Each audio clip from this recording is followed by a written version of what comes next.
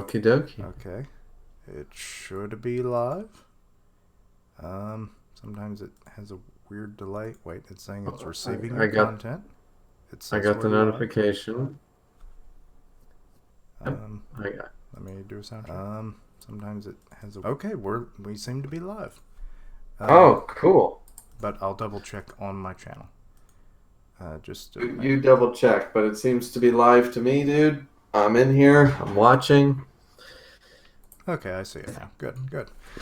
Greetings, everyone. Welcome to, I guess we could almost call it round 3 of the weekly manga roundup podcast with my co-host Griever.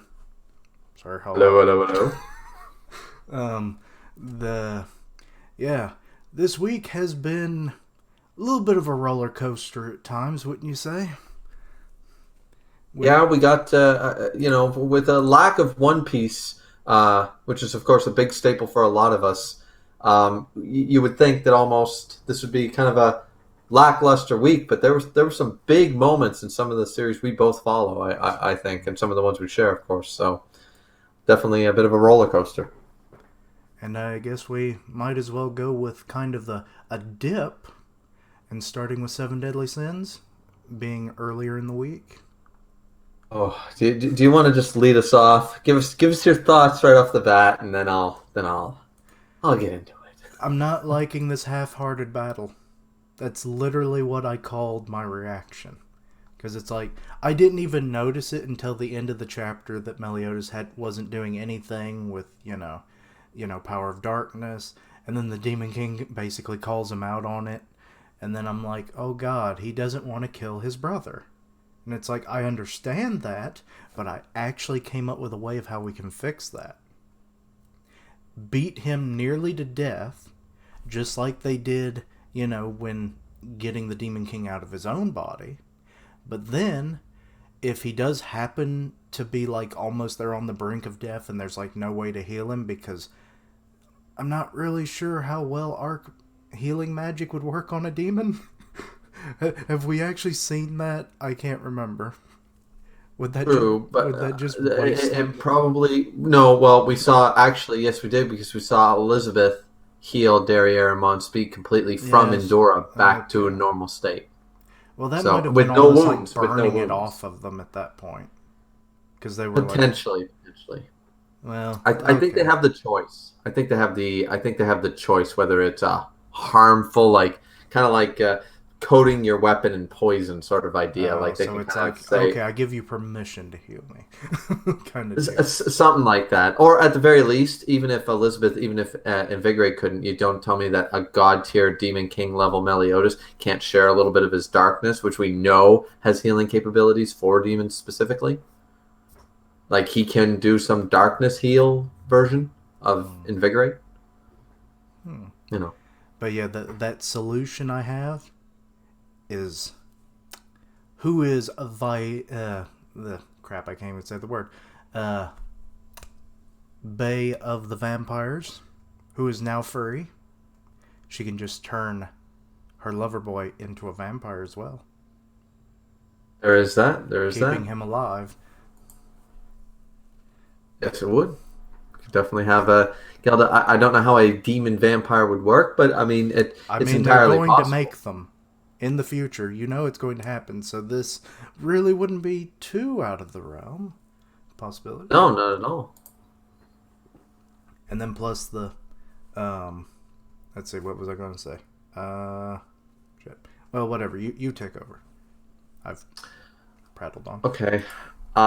So I agree with Keishan 100%, ladies and gentlemen.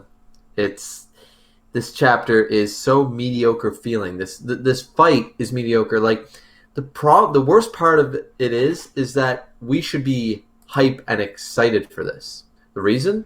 Because not only are we seeing Demon King Zeldris, who looks far cooler, we have all agreed, than Demon King Meliodas, but we're seeing some older techniques. We're seeing Lost Vein back in action. We're seeing Meliodas use its special innate ability for him to pull a Naruto. We're seeing full counter in action. We're seeing fusion techniques between Elizabeth and Meliodas. Even though I said it's a bit of a weak thing, there is something about that, as Keishan just pointed out. about the whole arc and demons don't really work well together, so this is kind of though he's not really using a darkness-based ability, so fine, dandy. Either way, fusion technique, God Slayer, all of this should be epic. And it's okay, but what drags this chapter down so terribly is the dialogue. Had they kept this at a they fight chapter, it would have been mediocre, but it would have stayed mediocre. Because of the dialogue, this chapter drops to one of the worst since chapter 300, where everything went to shit. Because not only, as Keishan pointed out about the whole, we'll just quickly talk, I guess, about the whole him not using his demon mark or he's not Demon King Meliodas. He's not using any of his Demon King abilities, his God tier abilities. Not only that, he's not even using his goddamn demon mark. And as Keishan pointed out, I've got another solution. As Keishan pointed out, beat him half to death. And guys, this is, of course, is all in my review. Beat him half to death, as Keishan pointed out. But then forget Elizabeth for a second. Just forget that the whole invigorate. How exactly did Margaret's body get freed? There's a little known technique called purge. And if anybody here tells me that Elizabeth doesn't have purge, forget about it.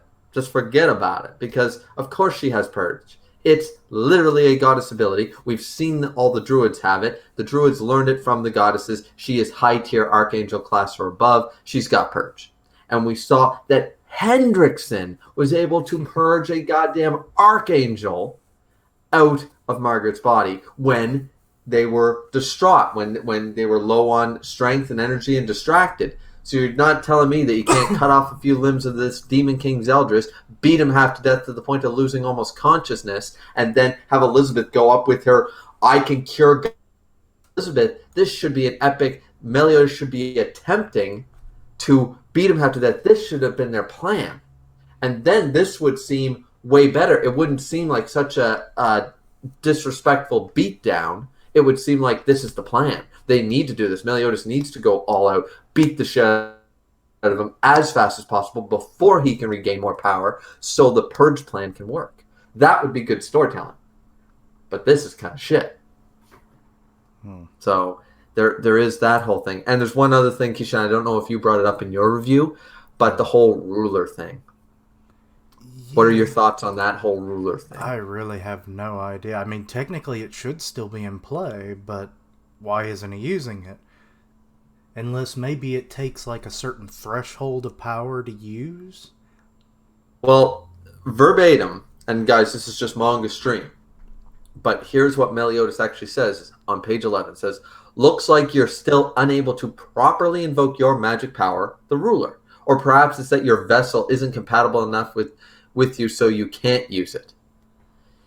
I have a serious problem with this. And some people have argued in my comment section on my review about this because I brought this as a big issue. Because not only does that make no sense for him to wake up, get in this body, go, I thought this would be a lot weaker than Meliodas, but this ain't half bad. This is pretty good. You'd think the man would have noticed that, no, not being able to actually use my goddamn magic would be no, this vessel is still shit. I was right all along. That would have made even more sense had he complained about it when he got thrown in. He goes, this vessel just won't do it all. You know, I'm going to have to figure out a way to power it up because I can't even invoke the ruler. That should have been stated before this chapter, not brought up here in a very bad plot device way. Also, the other issue is, I know it was a lesser version, but this whole vessel isn't compatible enough. Zeldris had the ruler. He used the goddamn ruler. Yes, a weakened version to the point that it wasn't full on inversion like with the Demon King, but it was a, what do you want to call it, 10%, 25% version where it was magic nullification. So you're telling me that Zeldris could use a weakened, a watered down version of this ruler, but this guy can't even pull up that version? That makes no sense. Power scaling, that literally has no sense because this is the stronger version. This is Demon King Zeldris. He should be at the very least able to bring back up the ruler version, the watered down version that he used, magic nullification, which is what Zelda showed us that he could use, and then that whole Godslayer thing shouldn't have touched him. But he can't even invoke that? That makes no sense. That makes zero sense. And this whole... Anyway, a little rant about the ruler thing. Yeah. This whole chapter. Well, kind of a positive thing is, as you mentioned, a new fusion technique. What'd you think about that? Once again, I was really grateful to see a lot of callbacks. This should have been a very epic fight, like the first half, where we saw full counter, lost vein, a new combination attack, or a fusion technique. I like it. I thought it was cool. Once again, the whole enchant arc on a demon sword thing. Oh, okay. It's that not even never a was... demon sword, though. It's just used by a demon. Yeah, I mean, I nitpicked about that because there was 1,000 other things to talk about about this chapter, so I brought that up. That's a little but I can accept it, and it was cool. I like the look of the technique, the whole pillar of light thing. That was really cool. But that's the problem, is that all this stuff, as I stated before, would have been better had the plan shit out of him. Had they talked about the whole, why don't we try to purge him? You know. Yeah. Because how do they think that beating him up while he gains more power, and beating him up and he keeps gaining more power, why do they think that that's going to work? Like, they have no plan. Their plan is to beat him up but not kill him until the point that the Demon King gets strong enough to start beating their ass. That seems to be their plan, and I just don't like any part of this chapter. I think this is actually awful chapter. Oh, wait. That seems to be their plan, and I just don't like any part of this chapter. I think this is actually awful chapter. Oh, wait. Hello. I feel like... That seems to be their plan, and I just don't... It's saying that it's not getting any data. Oh. Well, it's still live for me right now. Okay, well, we'll just keep going then. It keeps saying it's live on my channel. Okay. Streaming. Anyway, what can I say? Anyways, any other thoughts about chapter 318, Seven Deadly Sins, Keishan? I just like that the whole fusion technique, why I brought it up, was it looks like a bad teleporting beam from Star Trek. It's like, beam me up, Scotty, and it's like, yeah. It's been on the Fritz, Captain. It's like, we gotta get that thing fixed. It's evaporating people. It actually, even though it wasn't a pillar of light, it reminded me a little bit of Escanor when he first displayed Sunshine, and he had that whole, like, behind him, Melisukla was burning in fire, you know? it reminded me of that a little bit. Like, once again, and I will say this to everyone, and Keisha and I believe you'll agree with me, as a fight chapter, there wasn't really anything wrong with the fight, and a lot of this should have been cool, but it just wasn't for the reasons that we've both stated our opinion on. But it should have been epic. It should be more than what it was. Some good action, I'll give them that, but as you stated, the dialogue was really just the bad bit of it. Had they not mentioned the ruler, it would have been a better chapter because that does bring up a big issue. It's like, why can't you use it, you know? So you're going in the bad category this week, Seven Deadly Sins. Sorry, better luck next week. Pretty much. You know what will be the next big, the better chapter? When, as I keep saying in all my reviews, when Escanor comes in, proves all the naysayers wrong, and he blows up that damn lake like he did with Esterosa. He Well, takes actually, the Demon King. Evaporated. Yeah, he'll evaporate that. He's like, oh, you think you're going to get stronger than me? No, I'm going to cruel sun this whole lake, and then I'm going to destroy you. And then Meliodas is going to get in the way, and it's going to be Escanor versus Meliodas, and that's going to be awesome. But the reason that it's got to come to that is because Meliodas and Elizabeth are idiots. So, yeah. Anyway, shall we move on to the next one? Which I guess would be no One My Piece. Hero? So, sure, let's do My Hero. Okay.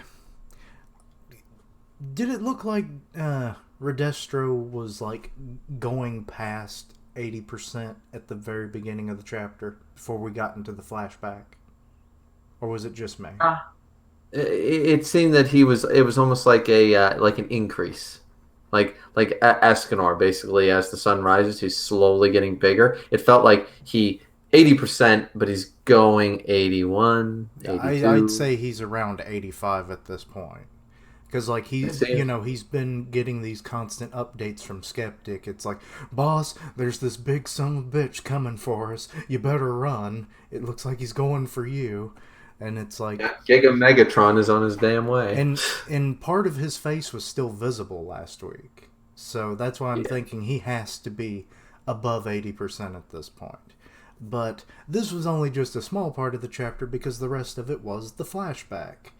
Little baby Shigaraki in his abusive family home. Well, actually, most of it seemed fine. It was just Diaries of a Mad Dad, as I called the chapter.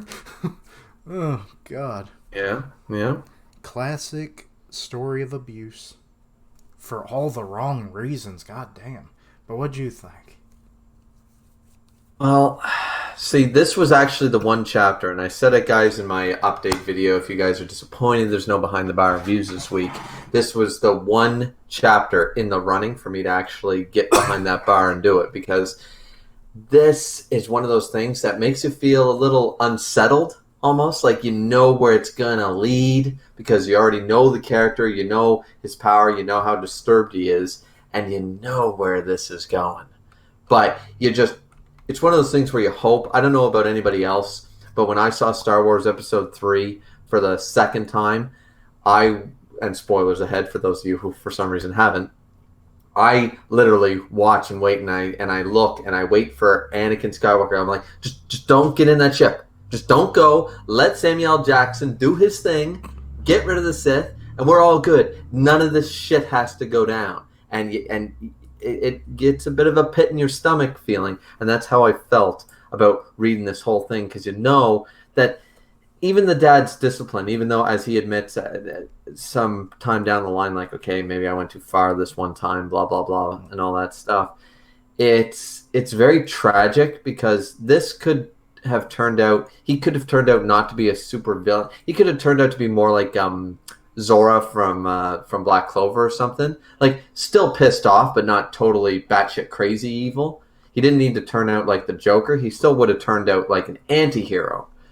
But it just, you know, it's going the wrong way. You know, it's and just, I don't know, Keishan, you need to take over, man. The feels. I'm rereading it right now, and I'm looking, and I'm just even more upset. Well, we do kind of. It was already, I think, semi touched upon in one of those last fragments of his past when he mentioned about like it was his mom, which I don't think, did we get a name for her?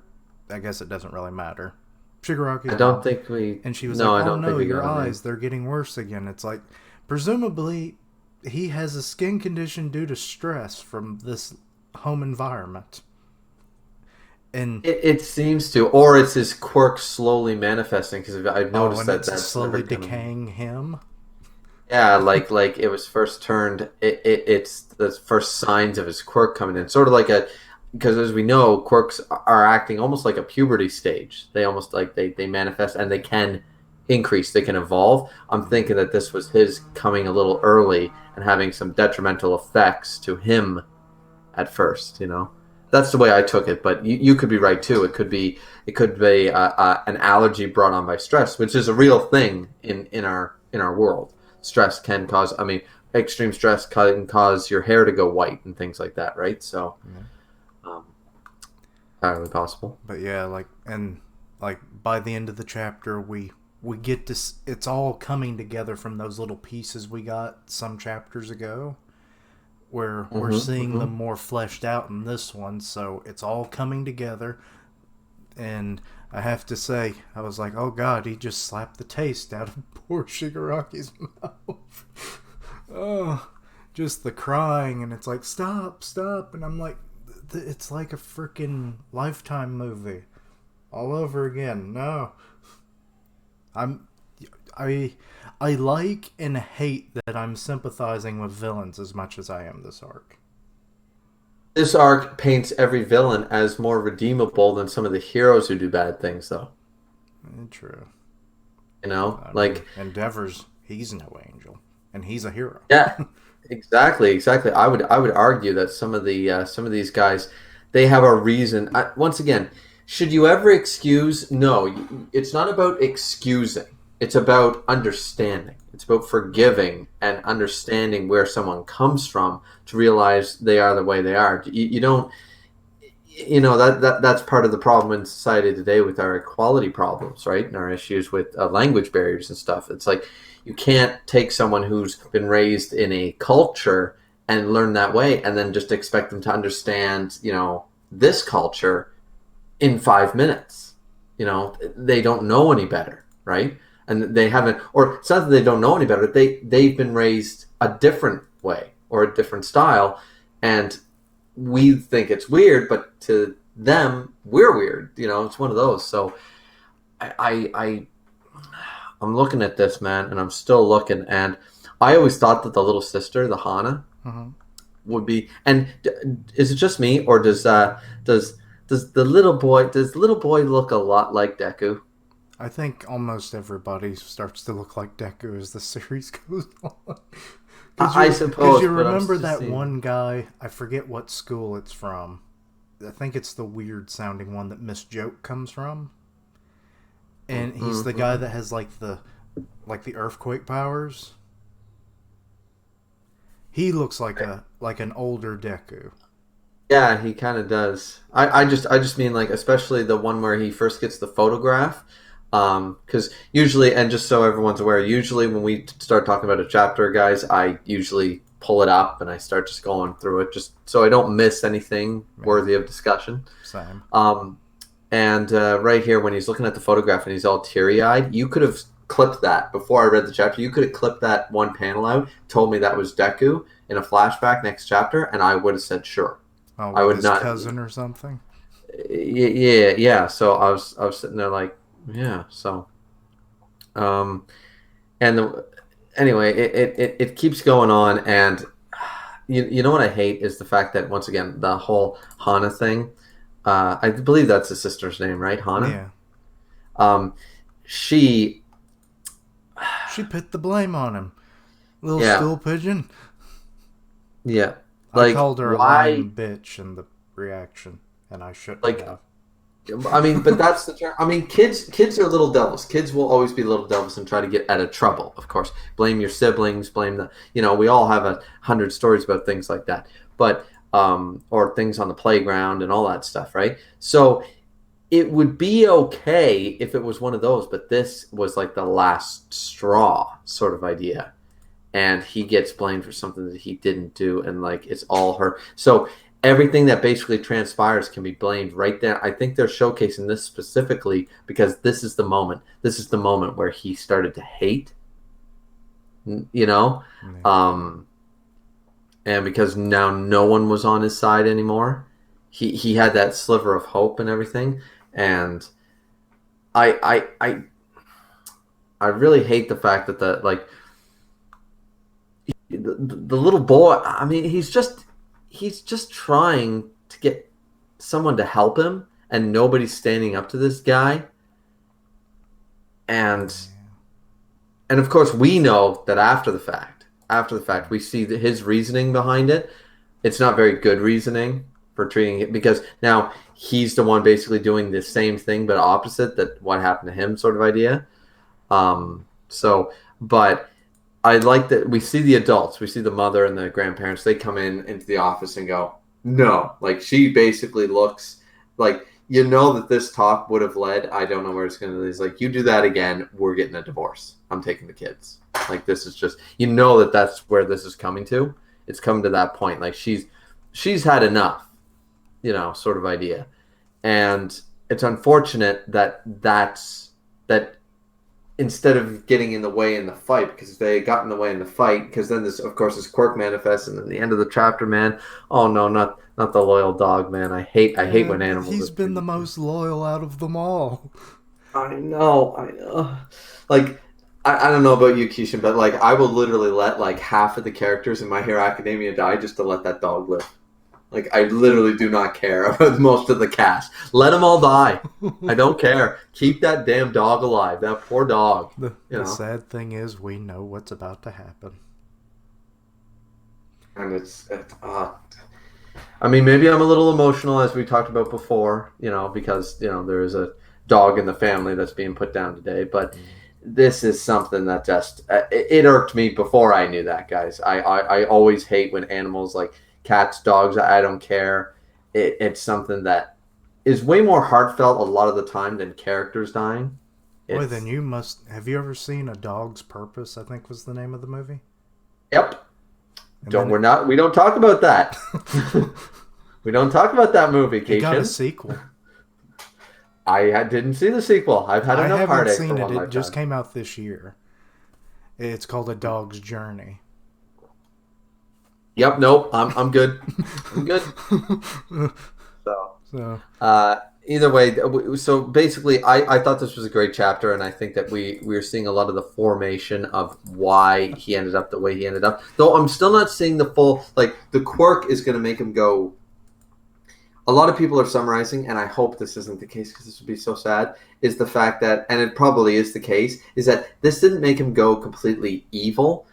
He's going to, of course, he's going to walk in terrified, covered in dog's blood or something, right? And he's going to, like, what happened? And they're going to think that he snapped, and they're going to try to, like, either the father's going to come and discipline him or something, or he's going to be so terrified, his quirk's going to activate. He's going to end up, we know what happens. yeah, The family dies. So, and the reason it happens is because he's trying to push them away, like, don't touch me, and they're going to keep coming at him sort of idea, rather than him, like, going up and straight up murdering anybody. yeah. I could see his dad like reaching out. It's like, "What the hell have you done, Brat?" And he grabs his hand, and then his hand starts disintegrating. And then Shigeruki's like, "No, no, no, no!" And then all that's left is a single hand from all the members. Which, to be honest, like the whole thing about Hana. She's a child in this, but as far as we can tell, her hand is no smaller than any of the other hands on his body. That's true. That's true. I And that's the hadn't main thought one on about his that. face, isn't it? No, that's actually his dad's, I think. Mm. Because remember, All for One was like, no, keep that anger closest to you. Right. So, of Right. course, the person he hates the most is his father. I have a question though. Why haven't those hands? Was it explained? Maybe I missed it. Why haven't those hands like turned like decomposed yet? I would assume, whatever his name is, the doctor probably did some kind Oh, of preserving to them. added a lot of salt to those Well, things. they would look drier than his face. That's true too. Maybe that's So why he maybe has the skin condition, because he's constantly in yeah, contact with salt. maybe some type of maybe a salt alloy or compound, as you said, of some type of preservative to keep it. And I mean, we've seen that he can like make nomus with hold quirks and everything. So who knows what other quirks he has available to him? True, So true. Also, our big yeah, fanboy is saying in the chat, Griever will hate Dio because we all know what he did to Danny. I have seen JoJo's Bizarre Adventure. I know that. I do not like Dio. Danny. There's a trust me. I've seen it. I do not care for him because if you kill an animal or a dog, trust me, anything you do to an animal, I will come Immediately on your find you. shit list. Yeah. Have you seen anybody who has seen Taken? That is basically I am Liam Neeson in this case, and you are the people who killed an animal. I have skills, and I'm coming for Exactly. your ass. Exactly, pretty much. So I have fully compacted. As I said one time, someone said, "Why you would if someone hurt your cat or your dog, you'd go and beat them?" And he goes, as I said before, I said I like that cat more than I like most of the people in this room right now. So yes, of course I would. So so there's always remember that there are certain people that like, it does it make for an impactful story? Yes, because this chapter was hugely impactful, and in no small part to the fact of the ending page with the dog, right? And we know what's going to happen next chapter, of course, and it's going to be even more impactful. So don't get me wrong, it's something that does happen, and it's used greatly for dramatic effect and stuff. But it's definitely a very powerful thing to use, but it's only powerful because a lot of us feel that way about animals and people that hurt animals and when animals die and stuff. It's always a little more impactful, especially when you only have so much time, because we don't have enough time to know these characters in his flashback, you know? We don't have enough time to really care about the sister, care about the father, care about the mother, care about the grandparents. They're side characters from a flashback backstory. Yeah, we're just we don't getting have enough glimpses. Right, we don't have enough investment, but all you got to do, show an animal for a chapter. Make us like that animal. Barely. It doesn't. No effort at all, usually. So that's Right, why it it's always hurts the most, especially when it's something you've known the whole series. I still feel bad about crap. I'm already forgetting his name. Damn, I'm looking like a hypocrite now. The dog from part 3. What the hell was his name? Danny. No, it wasn't Danny. That was part 1. Oh, that was part 1. Yeah, I get confused between the parts because I watch them out of order, so I'm all over the place. Oh, well, that's stupid. Yeah, I know, but well, they're kind of singular stories. Kinda, but not. I mean, it gets worse with each series. Each series. Iggy, that's it. Thank you, Richard. Yes. So. But yeah. Nope, not answering that. Alrighty. Now that we've had the dog trauma in our lives occur, Yep. let's see. You read a little bit of the One Punch. Yes, I do, and I did read the latest chapter 112. Alrighty, well then let's get into that. One Punch. Oh, Punch Man! Who is, yes, he still is a parody character, ladies and gentlemen. You're not going to win that argument with me. All right. He gets so little screen time, I think people forget. This is a Deus Ex parody character. Once again, I keep trying to explain to people that just don't want to listen. But yeah, Keishan, so what did you think of the chapter? Of course, this is a much bigger thing over at Grim Reaper's Discord and stuff, where the hype and the memes and the versus battles are a real thing. So, okay, but you, as part of the One Punch Man podcast, have that insight. So why don't you take it away? Well, I can't remember exactly who it was during the podcast that said it, but they actually kind of predicted something about black sperm. Like, they floated the idea that he might actually have like a prime original, like the main one of all the copies, and that was confirmed in this chapter. So kudos to you. Yes, indeed. And I floated some ideas of how Atomic could kind of maybe counter or fight back, like using one of those mini torches to heat up his blade so that like he can maybe what's the word, cauterize the wounds and stuff, so that maybe he can't split anymore, or it causes some other kind of damage to the copies. And I was like, oh my god, I guessed it right, because when I saw that light attack that he was shooting out when he first showcased it, and I was like, holy shit, is the second sword actually like a laser sword or something? Because I floated that idea too. There you go, yep. It wasn't quite that, so I can't really say I can take credit for it, but yeah, I was like, those could be ways, if you can just atomize the guy, you're probably alright, and that's about what Atomic figured out and did. Good lord, he quick play with the damn sword slashes. Like, I didn't even realize at first when he did the falling through the floor trick.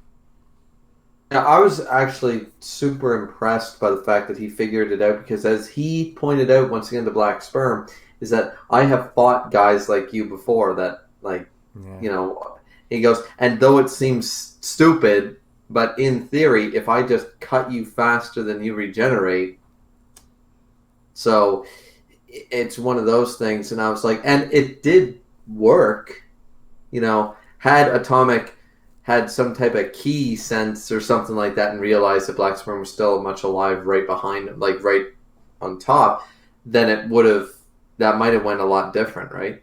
Yeah.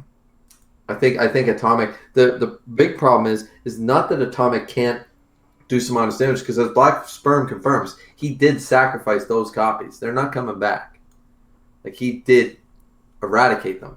Yeah. So it's entirely possible for him to eradicate Black Sperm. It's that he got caught unawares, Atomic got cocky, he jumped out of the hole assuming that was all, like that the monster was done. So really this fight went the way it did, I feel, because once again, I'm not a huge Atomic Samurai fanboy. I like Atomic Samurai and I don't really care for Black Sperm because I don't have a reason to like Black Sperm yet. But overall, like it was just him getting too cocky and thinking the battle was won, like twice. I think he was like, "Oh, it's over." And it's like then he gets caught off guard and he doesn't have time to launch a proper counterattack. So yeah, but But that was anyways, only half the chapter. yes, exactly. Do you have anything else to say about the Black Sperm Atomic thing before we move on to the, in my opinion, the better part of the chapter? Yeah, there was a better part of the chapter. I mean, the Atomic Black Sperm bit's still fun and everything. It's good that Atomic's actually doing more with his skills than just, oh, I'm just going to slice something. He actually came up with a different kind of technique, and I have to give him some props for that. He is learning. He's not, oh, I'll just keep doing the same thing over and over again to win all my fights. Eventually, you run into a wall. And he did. Yeah, exactly. And I think the real reason for me, because once again, I don't really care about Black Sperm.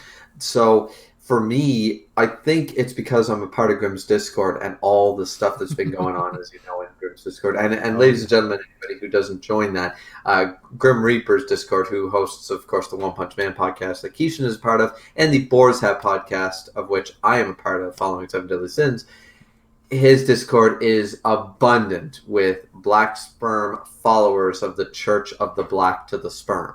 So it's toxicity levels of fan hype for Black Sperm. And as a manga only reader, and Keishan, you don't know webcomic spoilers, do you? Nope. Yeah, so as both of us being manga only readers, from my stance, I don't get it yet, and I don't see the hype. The hype is being built by people that know the webcomic, not by people who only read the manga. So I'm as I said, Keishan said it too. We'll move on to the other part of the chapter, which was far better. Which I was reading or watching Zoning, his review of the chapter, and he pointed out Mm-hmm. something I had totally forgotten about. The whole thing about Homeless Emperor and his ability, the light orbs, is that we've Mm-hmm. actually seen them before. It was just a small little panel way back. That's why I didn't remember it at all. He's just like sitting and he's like manipulating them. Really? Yeah. I was like, well, shit. Oh wow, that's very interesting. I should see. I always like when people point that out. That's why I always check out other reviews. Like I check out your reviews, like when it's like Taizai and stuff like that. Stuff that I also review. I generally watch like three or four people because I always want to know what did they see. Of course, Sundown Rider, you, Keishan, Grimm. I always try to check out what Nadi Hemmings. What are you guys thinking? Because sometimes little things like that are missed by you or me might be picked up by somebody else, and then for next time, and you're like, oh, that's cool. I didn't even notice that. Well, I think a lot of it is that, like, before I started covering things, like, the part of my memory lag is that a lot of times I only ever read these chapters, years ago in some cases, once, the week they came out. But then as you start reviewing and reacting and everything, you reread these chapters before the next one comes out so that there's less of a gap in your knowledge. So eventually I'll probably have to go back and reread the series and, periodically do that from time to time, I guess. Because little things like that it's like, oh shit, I can't remember that. You know? And Yeah, yeah, it's a there's meme there's on some that thing. series you almost have to, like One Piece. I find myself constantly rereading parts of Wano and stuff, just so I'm trying to keep the names straight, trying to keep the geography straight, trying to keep all that stuff straight because some series you can get by on chapter to chapter, but with bigger series Oh yeah. which have a multitude cast of characters and stuff, and once it's going on for X number of years, eventually you're right, you really do need to start like rereading and researching a little bit more Yeah, because like than little things that didn't make a lot of sense, early on, and then you just completely forget about it. And then it becomes relevant again. And it's like, holy shit, I didn't even know that was hinted at. exactly. So there's definitely that problem. So that being said, why don't we just so Homeless Emperor, Uh-huh. far cooler design, far cooler character than Black Sperm, just saying, and more impressive right now to me. All Black Sperm show me that he can duplicate. Well, if it was that easy to win every fight, then Naruto must be the strongest guy in all manga history because that dude duplicates since chapter one. So Well, whatever. he's up there. Not Yeah, necessarily yeah. earned in some No, regards, but exactly. Yeah.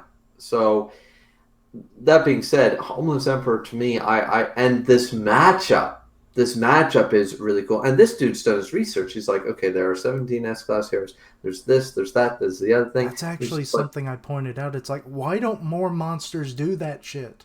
If the yeah, information is available, it's like, find out your enemy. Because they can't do it to the Monster Association. Because it's basically every time you see a monster, it's the first time you've ever seen them. Because most of the time they don't get away. So these are all new monsters, unknown threats of galore. So it's like, why wouldn't the monsters, or at least the smarter ones, the executives at least, research their enemies? and Homeless Emperor has done that. Yeah. And I really enjoy, once again, I enjoy his design because you know what he reminds me of is a very little known series. And this is a big shout out to that series because it was awesome. It had 3 separate seasons in manga format. So 3 separate mangas, but all one story called Bloody Monday. It was a very cool terrorist sort of type of manga, and in it there was a cult, and there was a man named Simon, and he basically looked like the goddamn version of terror. If you could take terrorist and Jesus and mix them together, that's what you got with this guy, and the art style really made that. Homeless Emperor reminds me so much of his design that I just, and because I really liked this as a character, not because he was a cult leader and a terrorist, but because he was just a really intriguing character in Bloody Monday. I'm seeing some of that in Homeless Emperor, and I'm really enjoying like just the art just alone, and then the whole fight, of course, with Zombie Man. What a cool matchup and stuff. Oh, So yeah. I'm just really excited because I want to know Zombie Man's limits. Like because whenever you have someone with regeneration capabilities, you have people like Dragon Ball Z did it first. They always did it first because you can blow up planets. So what do? You make people that regenerate. You make Cell and you make Majin Buu, right? Well, there And was the OG, King Piccolo. yeah, And, yeah, and exactly. by extension, Piccolo. And by extension, exactly. So, and in that case, a lot of the time you have these people that just constantly regenerate and stuff, and that's your, thing. And housing, once again, you had Alucard, who combined 3 billion souls, so that dude could be eviscerated as much as he wanted to be. Um, and the thing is that Zombie Man, have we ever actually seen him? I mean, the Pure Blood fight was really interesting and stuff because Yeah. we saw him push, but still no limit.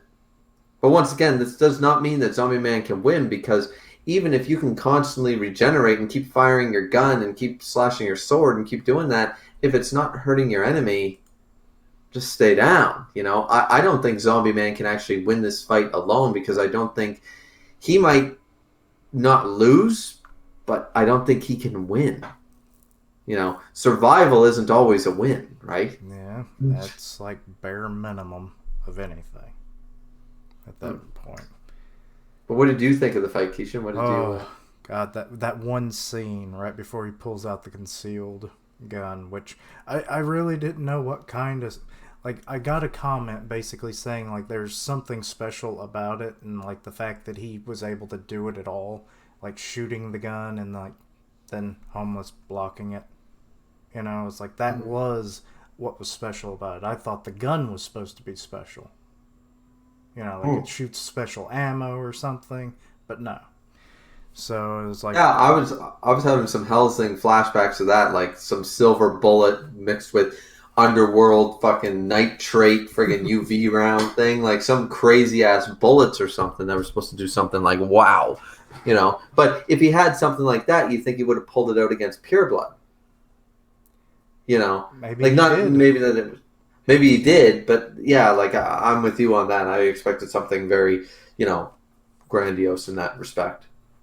But, I think that's the most grisly we've ever seen Zombie Man to be in. Where, like, most of his Absolutely. face has been, like, disfigured, the skin's gone, he's got the one Yep. eye, his chest is wide open, and you see the full rib cage. Oh yeah. It's like, Oh yeah. oh god. It's like, dang. Wasn't expecting to see that this week. No, no, that was pretty bad. That was pretty bad. Well, bad in a good way. Yeah, bad in a good way. Don't get me wrong. Once again, the only one of the only current running manga artists, as far as I know, that is writing a really good series that I think can top Murata in art is, of course, Boichi or Baichi, who does Doctor Stone, of course. Ah. I think his art style is he's just a better artist overall. And for those of you who disagree with me, go read Sun Ken Rock, then come back. So, but that being said, yeah. So, any other thoughts about One Punch Man? Once again, guys, I don't really. I follow One Punch Man, but there's a reason I don't review it because once again, it's all about the passion.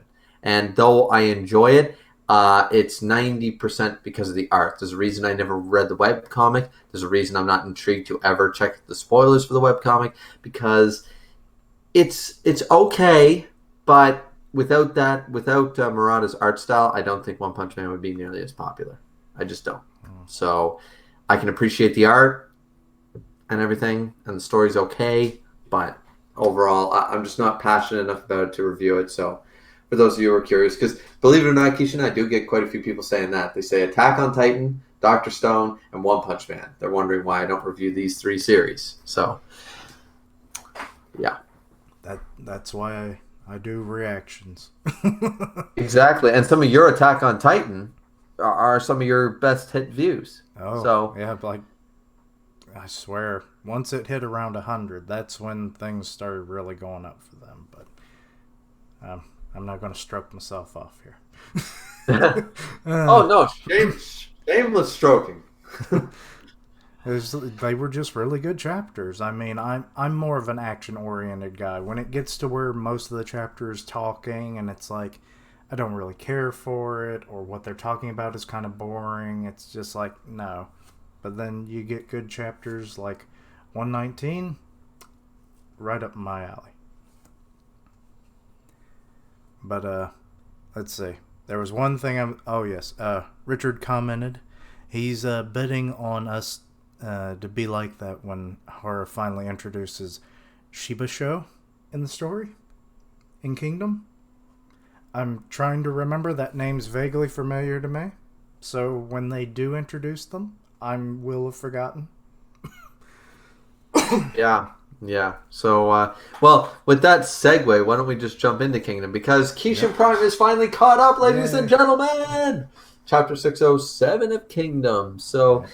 Keishan, why don't you, because I'm always trying to, you know, keep it somewhat spoiler-esque free, but now there's Yeah. no reason to do that. So, why don't you take away for Chapter 607 of Kingdom?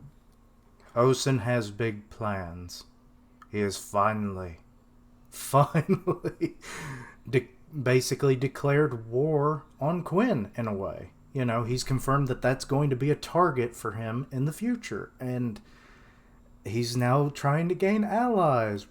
Raboku and oh god, it's like if there's a team up of the century. Am I right? Ugh. Yeah, I'll go a step further. His plans aren't the only thing that's goddamn big on Osen. That dude's got balls the size of friggin' boulders. He's got some balls to actually like set up. And remember that men have died for this setup, right? Hmm. Like they remember they're still doing a battle, and they structured it. Raboku and Osen being the only ones realizing why they were doing the tactics the way they did was for this meeting. But remember, there were still men killing each other just so that they could go, hey, hey, how's it going? You want to have a play date in the middle of a battlefield? Yeah. They literally sacrificed some of their men. I'd be very pissed off, you know. So, but suffice it to say that yeah, this guy Raboku and Osen together, that is so goddamn dangerous. But this means that Osen has zero, unless this is a play. This could be a multi-tiered thing. He could be leading. He could have the most fiercest of loyalties to Quinn, right? Hmm. For all we know, we're just seeing this on a surface level. This could all be a trick into leading Raboku away so that they can defeat Zhao and defeat the whole kingdom, right? And then be like, yeah, Raboku, no, you're going to join this or I'm going to execute you, you know? They could be doing something like that, but for some reason, I don't think that this is some type of subterfuge. I literally think we're finally seeing Osen's true colors. The man who never really speaks, the man who's always hidden behind the mask for his expressions. I think we're finally actually seeing his true intentions. He doesn't want to be loyal to Quinn. He doesn't want. He thinks that himself, with someone like Raboku, can build a better, stronger kingdom that could never be invaded. Which But some yeah, of the speculation Richard and I had, and he can back me up in the chat over here, but it's like, good lord, the whole if Raboku actually does do this, it's like he's probably going to turn. You know, he'll obviously be turning his back on Zhao, obviously, and it's like, mm-hmm. and as you know, the situation with the Zhao King, the pedophile that he is, Mm-hmm. it's like probably he's not going to be king for long should this all play out. And I proposed that, like, okay, because Richard had brought up the other, or the prince, the crown prince of Zhao, the younger brother. Mm-hmm. It's like, Yeah. and I was like, well, you could instate him as the governor of Zhao because it'll just become a part of, Quinn at this point if Raboku's not, having anything to do with Zhao anymore, and actually takes up Osen's offer, and then Osen maybe just plays it off right, for a bit. It's like, oh, hey, I just got us a great strategist. It's like, isn't that lovely, King? King say, come on. And it's like, yes. Something to be said for that. And then turns behind a column and it's like, yes, the plans, they're coming together. See, for me, I think this is surface level, and I don't mind that. Like a lot of the time, as you know, Kishin in manga, we like to see like, okay, where's this really going to lead? Are they really bad? Are they really good? Are they really turning? We always like to see a well laid out plot and like a wow, did not see that coming. But as far as this goes, I think this is surface level, and I'm fine with that. I think Austin is showing his true colors, and I think he legitimately believes what he's saying. And I also think that Raboku, in no way, shape, or form, would ever even consider joining Osen. And I don't think that there's going to be. I could be totally wrong, of course, but I don't think there's going to be one big subterfuge plot. Like, because this is a plot about war tactics and about kingdoms and Shin's journey to becoming a great general. It's not really about stealth and subterfuge and Game of Thrones, if that makes sense. So I think this is all very surface level, though it could lead into something. We could be surprised by Chapter 608. Ausen could be full of shit. Raboku could actually join him and say, "Yep, we're all done, ladies and gentlemen. Anybody want to come with me? We're going." And his respect as being one of the three great whatever he is. Three great generals. I was. Yeah, because that's the thing. Like, it's like, okay, we have six generals, then we have the three great heavens or whatever, and it's like, okay, but yeah. So he would probably be able to bring a substantial force of the forces that he brought with him would go with Roboku without kind of question.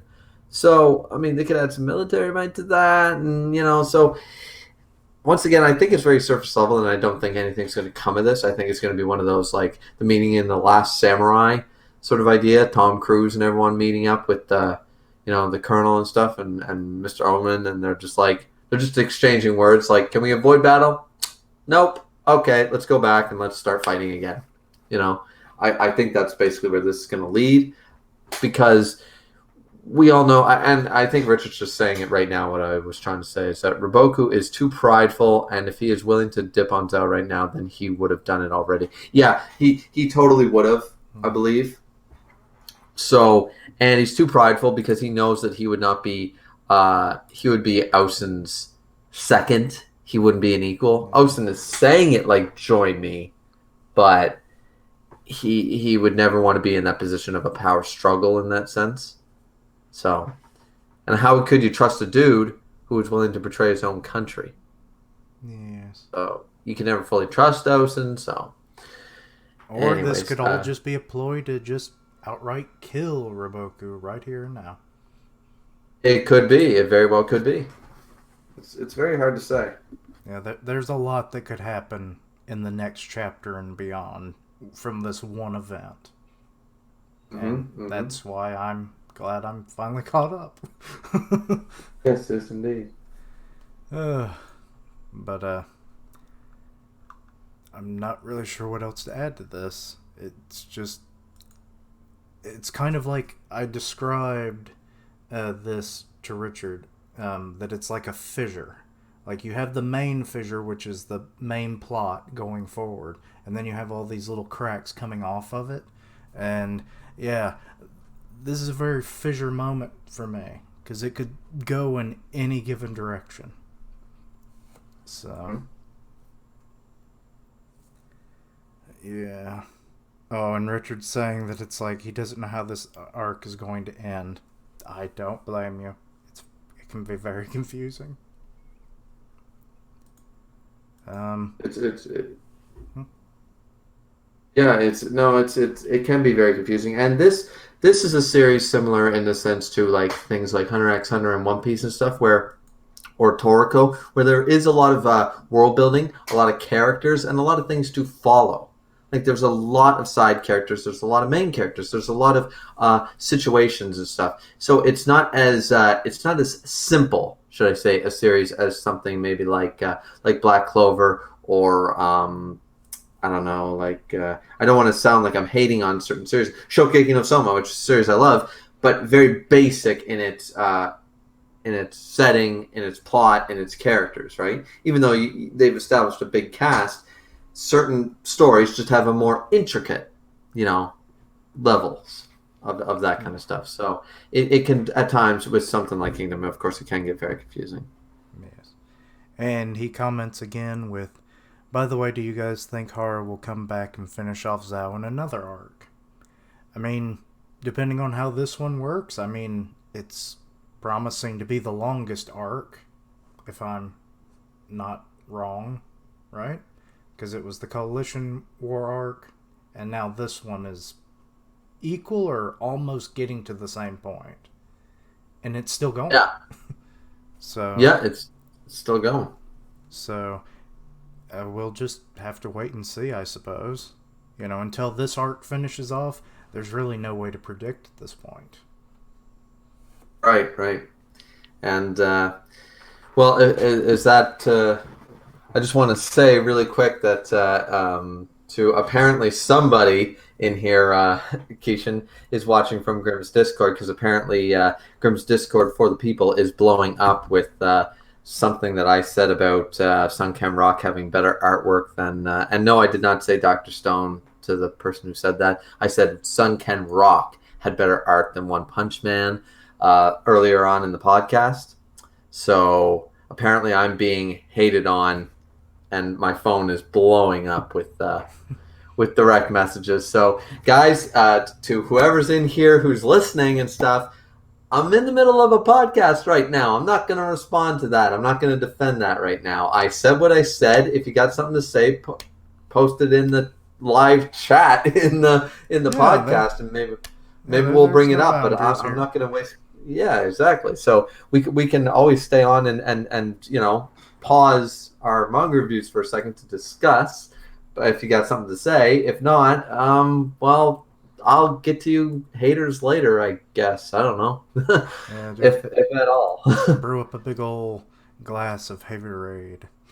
Yeah, I mean, as I said, it's just my opinion. I think it's better art. I mean, at the end of the day, some people say that Vagabond is the best art. Some people say Naruto is good, for God's sakes. I mean, there's a lot of opinions that are out there, right? So, and I see. Notice, Keishan, I always have to throw in that Naruto hate Yes, just to I really know. sprinkle on that salt and just really piss people off. Um. So yeah. Anyways, is that all we got to say about Kingdom, Keishan? I believe so. Alrighty. So why don't you pick a series? Because I think that's all the ones that we cover together. Is that correct? I think so. Looking at my list here. Oh Uh, no, there. I think there's one more. If you are caught up, I saw that maybe I'm late to the party, but Manga Stream released Dragon Ball Super 47 and 48. yeah, Is that already? I'm up to. They're. Well, let's see. In about another week, 50 will be out. I Oh, believe. okay. Well, I then believe. I'll just say really briefly that I'm very curious as to what the third wish was. Well, yeah. I So pretty sure it's yeah. been revealed at this point, but it Okay. just some of the wishes are kind of like why. I still feel like Moro, but um, is kind of screwed up a good opportunity there. Like, because they don't know that Cranberry used one of the wishes. So he could have played off like, oh, it's like, you know one of my wishes, but did you know that I've used two others? And then really Yeah. kept freaking them out. It's like, shit, what the fuck did he wish for? You know? Yeah. Well, as I said, I read 48 and stuff, and once again, the reason that I don't keep up on it as much as Keishan guys is because though I'm enjoying this far more than Dragon Ball Super the anime, it's still like for me, I'm one of those people that I was good with the movies. I like the movies. The Broly movie was amazing, but Same. sometimes certain plots, like I'm not very invested in this whole Morrow thing or this new Galactic Patrol guy who somehow got the one up on not only Vegeta but also got the one up on Goku as well after the fact that they knew, okay, this guy can speed blitz us. What? That makes no sense to me when they have God levels of key. So it doesn't make sense to me. So there's a few things that I just pick it up when I see it on Manga Stream pretty much. So I'm not an Yeah, avid. I read it on the Viz site because they have Oh, it where okay. you can read the last three chapters for free, Right. and that's Right. how Right. I react to my stuff. And it's usually around Cool. the 20th when it Yeah. drops. So, Yeah.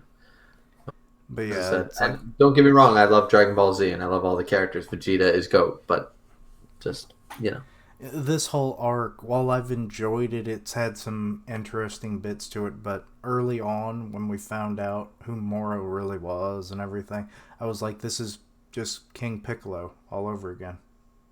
hmm And I've been calling it out ever since. I mean, I'm still enjoying it, obviously, or why would I continue to cover it? But it's yeah. just like it's hard to separate it with how things have played out. So, um, Richard's saying, "Does anything make sense in Dragon Ball?" Well, You know what? It's one of those funny things. Not to get on a big rant here or anything, but a lot of people, I can't stand people that hate on Dragon Ball because everyone either says like, "Oh, it's nostalgia that makes you like it," or the fact that you just don't know a good story. There is a third option, that maybe it was the original. Remember that a lot of the things that we look at Dragon Ball Z right now and we see, oh, that's cliche, oh, that's stupid reasoning, all that stuff. they Remember, started that. they were the ones right. They started it.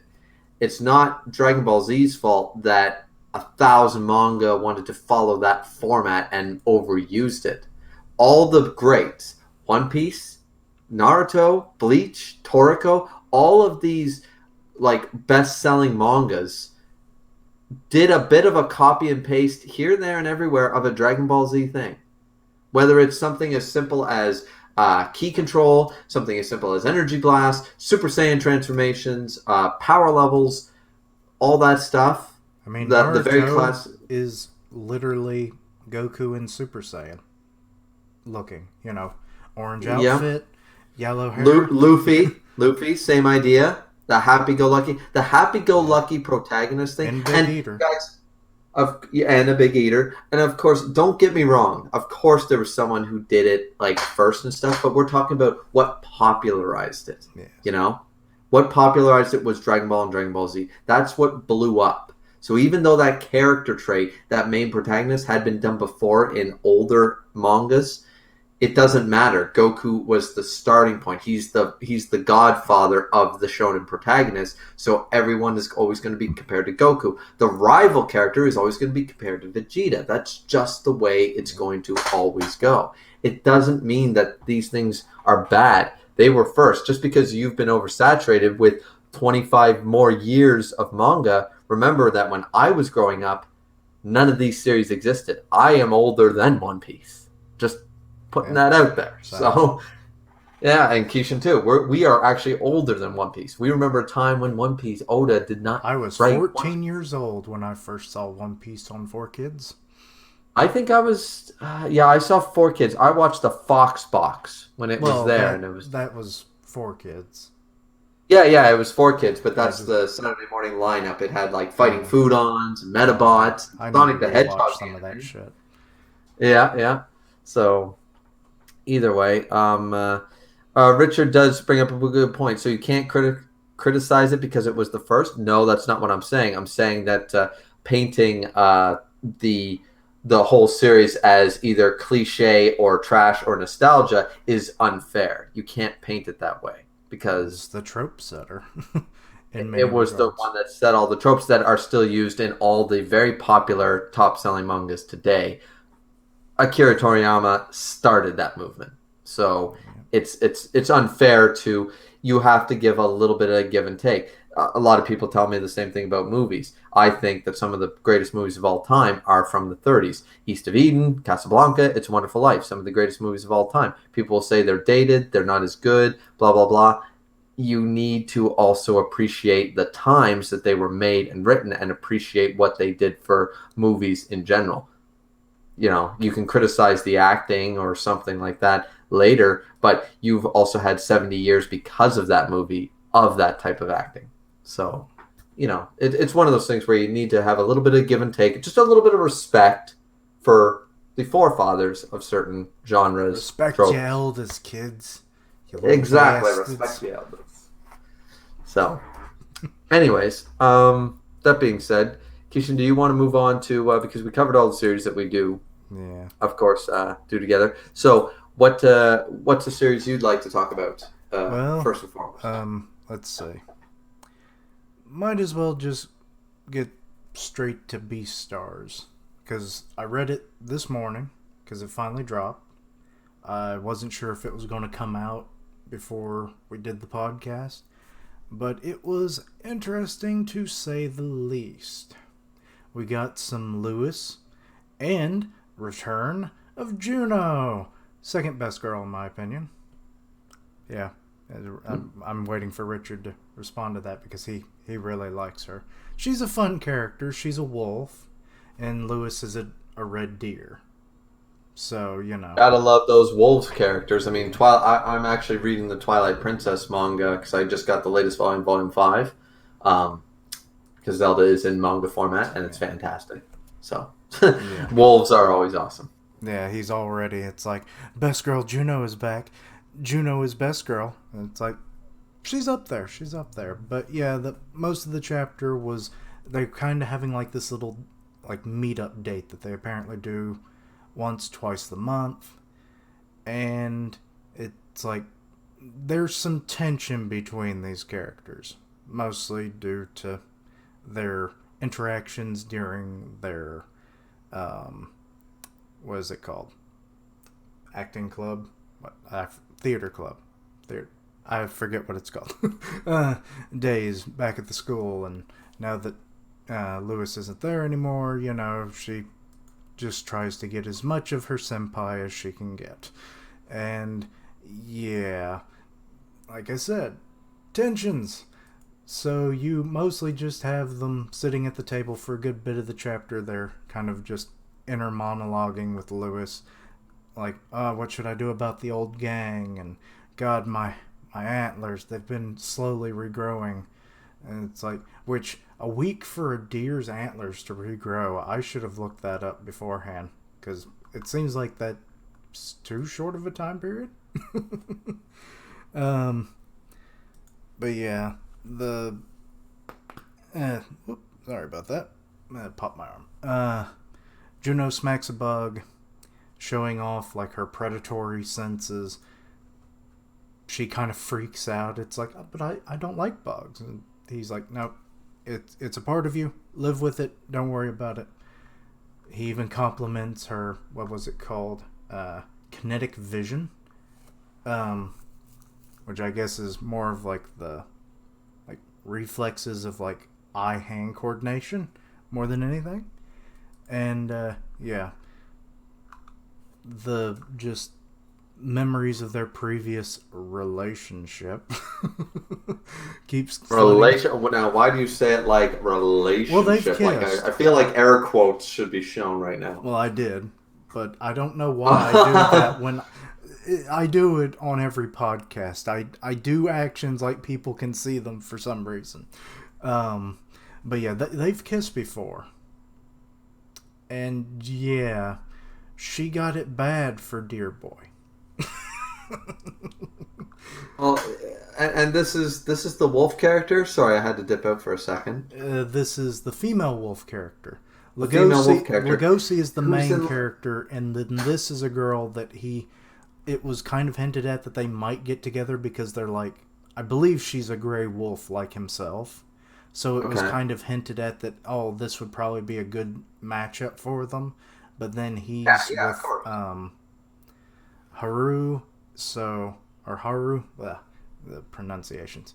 So it's just kind of like, what is she going to do now that relationship is, set sail?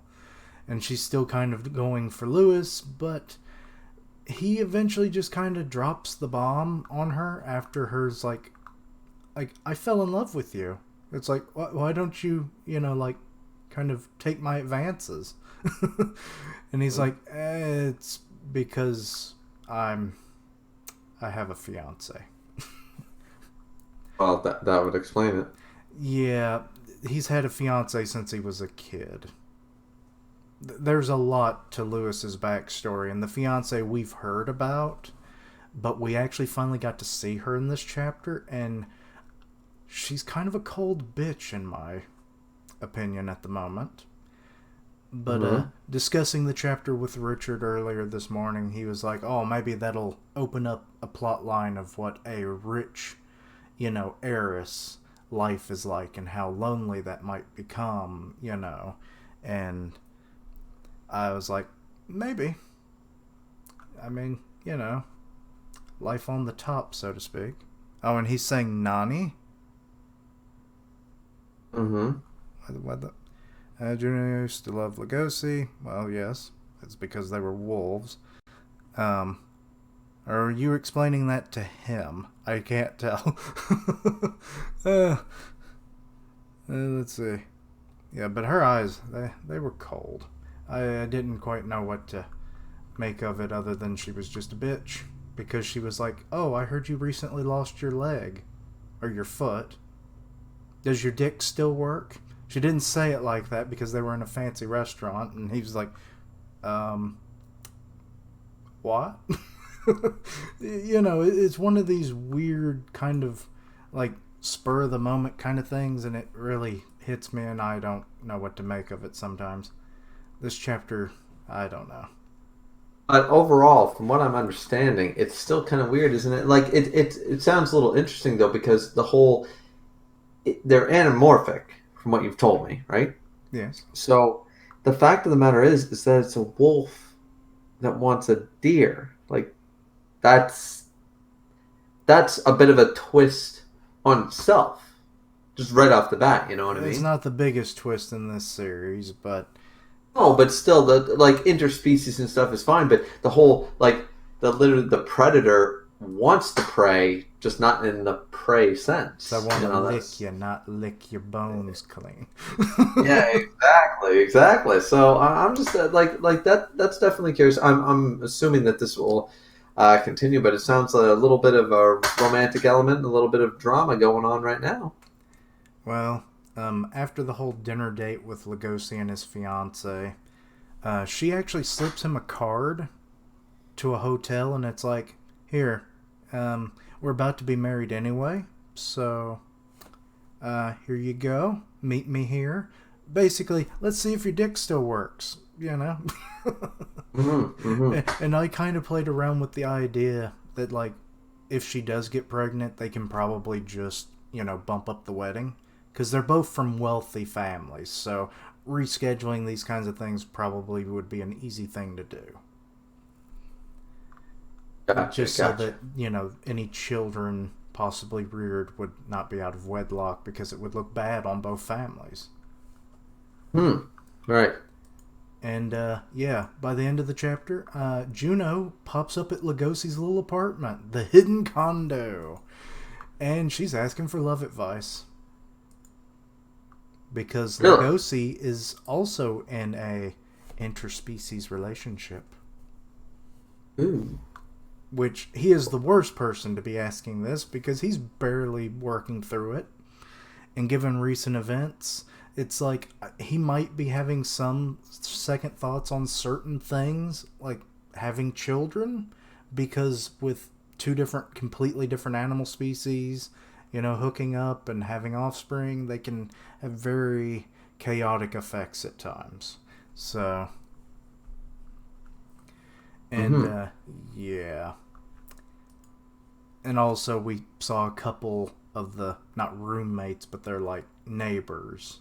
Uh, Sebon, and I always forget the seal's name. They were like kind of listening in, and Sebon thought Lugosi was a playboy. Because he's like, I thought he was with Haru. What's he doing with this girl? He's a playboy. But you're the one Ah. eavesdropping. But then again, the walls are Wow. like paper thin at this cheap old condo. So, yeah. Well, sounds like there's quite a bit going on. Yeah. It's a bit of a roller coaster with certain events lining up the way they are, and it's like it was a bit of a surprise that Juno even reappeared this chapter because she hasn't been a part of it since Lugosi dropped out of high school. Because I mean, why would you be seeing a bunch of the high school kids when he's the main character not going to high school? So. Right. Right. But yeah, that was the bulk of it, just so I don't ruin you too much because I've recommended this series to you. But some of that stuff had to be said for obvious reasons. But I Oh, of course, of course. Remember, I'm the same guy who also picked up the Legend of Drizzt novels. I picked it up at book 19. So, huh, I mean, I picked up the House of Night novels at book 5, and then I started. I still have not read book 1 of House of Night. So there you go. Like these are, and yes, that's a romance teen girl book series. Guys, don't judge me. I read all types of literature. But, he's anyways, a man of culture. a man of culture, exactly, exactly. I actually own the 50 Shades of Grey, so all 3 books. It Hmm. was on sale. I heard that So was written on an iPhone. it probably was. It was actually, once again, the book series itself was actually not bad, but I mean, it's The definitely a toxic movies, relationship. not so good. The movies, yeah, the movies were absolute garbage, and I would never recommend. I actually own the first one on Blu-ray, thinking it was going to be like, okay, this is going to be awesome. I'll watch this with the wife. I'll get a bunch of crazy monkey sex. And yeah, no, we both kind of laughed, She's and it like, was you are like, not doing that, or I'm cutting your balls yeah, off.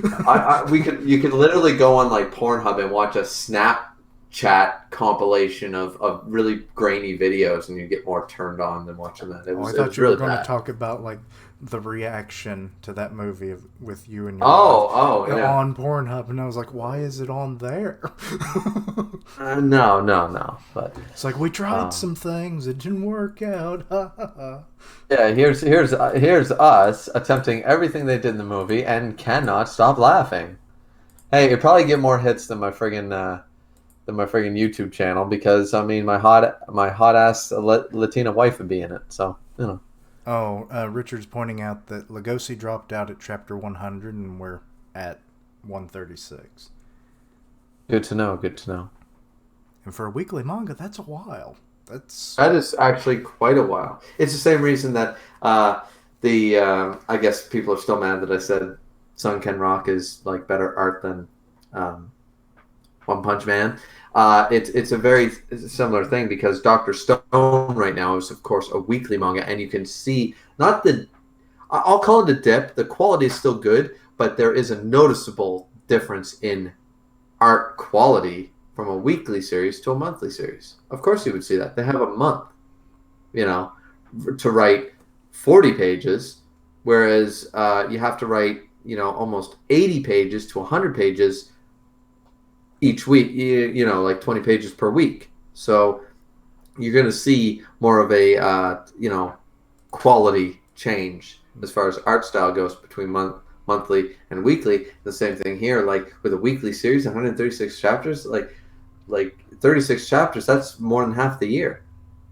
yeah. We haven't seen this person, so Actually, that's most of, if you account for breaks, if they take fairly regular breaks like Oda, about every fourth chapter is a break week for him, so about once a month. So yeah, you aren't getting, say, a full 52 chapters in a year just because there's 52 weeks in a year, you know. yeah, exactly. Like, what was the last time Oda was 42 chapters last year or something like that? So, or 41.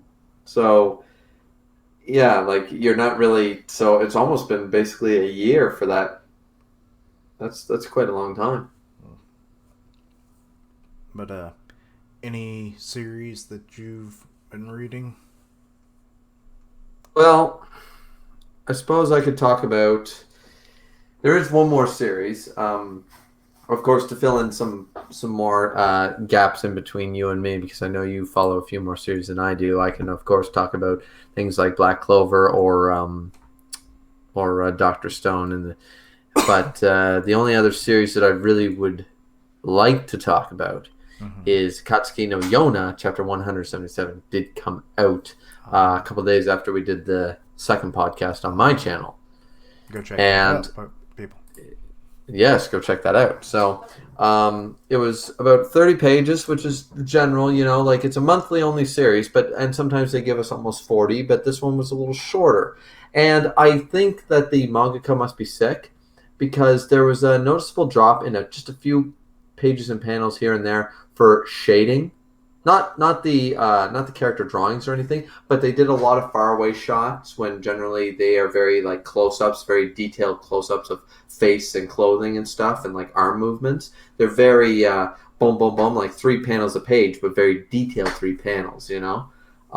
This chapter had a lot of faraway shots with dialogue to kind of move the plot along, and it just felt like maybe this one felt a little rushed. Like they didn't have enough time to do every single page the way they would want to.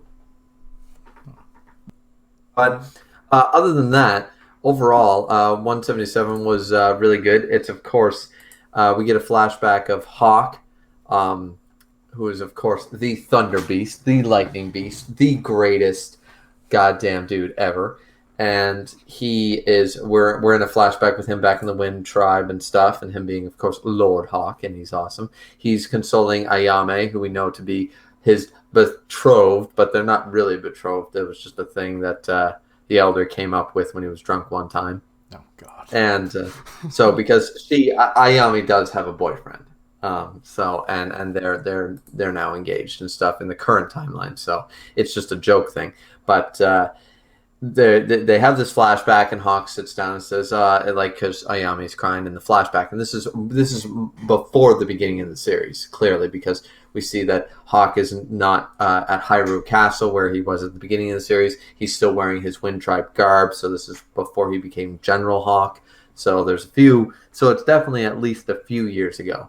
And he says, like, did you fight with your boyfriend again or whatever? And she says to him, I'm going to marry you instead, Lord Hawk, after all, sort of idea, because she's mad at her current boyfriend and stuff. They talk about relationships and, like, does Lord Hawk have anyone he likes? And, of course, we know it's Princess Yona, the main heroine of this series. But he basically says he's fine with not having returned feelings because remember that his best friend, as far as that would go, is the current king, which is the whole betrayal thing. But if she and the person she loves end up happy, that's enough for me. He was fine with being the right hand to his friend who would become king, and for his friend to marry the princess instead. And then he would just be the right hand of the king, and they'd have this trifecta of friendship and all that stuff. But of course, at the end of the last chapter, what were we dropped with? Yona got her voice back and said, Hawk, I love you. So so now we jump away from the flashback and we're in present time again, and he's just stunned. And then a hilarious little bit here with Taijun and Hijeki. Of course, Taijun being the second son of the Fire Tribe, the second leader of the Fire Tribe, is of course very dutiful to Princess Yona, believes that he just wants to always work hard and do so much for her because he tried to court her back in the past. And everyone is in love with Yona pretty much in this entire series, Keishan. Everyone's in love with Yona. But he still holds out some measure of hope. It doesn't really get in the way in a jealousy way, but he always holds out hope that he'll like be able to do something, and she'll be like he lives his fantasies every couple of chapters or whatever when he's featured, like, oh, I'm scared of the dark, could you spend the night with me, sort of idea. And he has those, and then he shakes his head blushing and goes, no, that would never happen. But he's one of those characters. And right now we have had Hekchi, who is his right hand man, his bodyguard, and he's got his ears covered over Taijun's, and he's saying, huh? Did you say something?